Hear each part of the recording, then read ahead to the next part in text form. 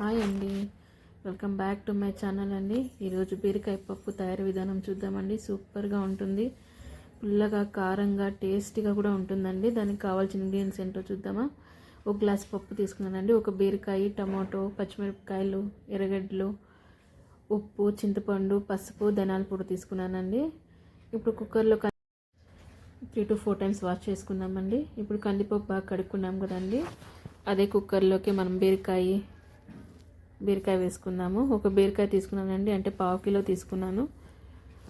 150 గ్రాములు కందిపప్పు తీసుకున్నానండి, 1/2 కిలో బీరకాయ తీసుకున్నాను. ఇప్పుడు ఆనియన్ ఒకటి వేసుకుందామండి. 1 ఆనియన్ కట్ చేసి వేసాను. పచ్చిమిర్చి వేసానండి, ఒక 10 to 15 పచ్చిమిర్చి వేసాను. వెల్లుల్లిపాయలు వేసుకుందాము. టమాటో 5 టమాటోస్ వేసుకుందాము, కట్ చేసి పెట్టుకున్నానండి. చూడండి, చింతపండు కూడా వేసుకుందాము, వెల్లుల్లిపాయలు కూడా వేసుకునేస్తాం. ఇప్పుడు దాంట్లోకి పసుపు, సాల్ట్, చింతపండు కూడా వేసుకుందాము. ధనియా పౌడర్ కూడా వేసుకునేద్దామండి. ఇప్పుడు తగినంత నీళ్ళు వేసుకుందాము. కొత్తిమీర కూడా వేసుకుందామండి.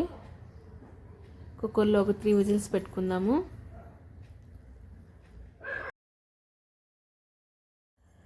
ఒక 2 విజిల్స్ పెట్టుకుందామండి.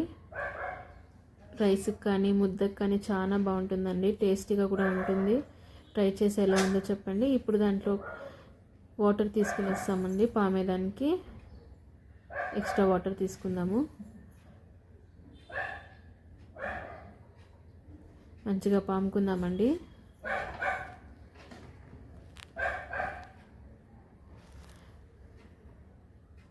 పుల్లగా కారంగా సూపర్గా ఉంటుందండి. ట్రై చేసి ఎలా ఉందో నాకు కామెంట్లో చెప్పండి. అండ్ సబ్స్క్రైబ్ చేసుకోండి ఫ్రెండ్స్, ప్లీజ్.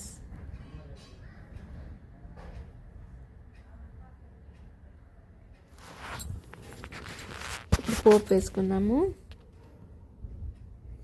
వెల్లుల్లిపాయలు, ఆనియన్, కరివేపాకు, ఉద్దిపప్పు, శనగపప్పు, ఆయిల్, సాసులు, జీలకర్ర తీసుకున్నానండి. ఇప్పుడు ఒక కడాయిలో ఆయిల్ వేసుకుందాము.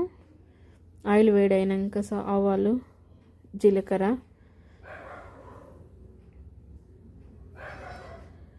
ఉద్దిపప్పు, శనగపప్పు కూడా వేసుకుందామండి. దాంట్లోకి ఆనియన్స్ వేసుకుందాము. వెల్లుల్లిపాయలు, కరివేపాకు కూడా వేసుకుందాము. ఒక పక్క పప్పు మళ్ళీ వేడి చేస్తూ ఉన్నానండి. పప్పు ఎంత బాగా వేడి చేస్తే అంత మంచి టేస్టీగా ఉంటుంది.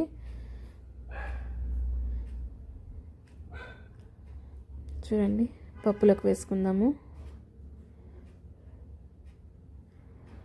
సూపర్గా టేస్టీగా ఉంటుందండి. ట్రై చేసి ఎలా ఉందో చెప్పండి. And bye friends, subscribe to my channel.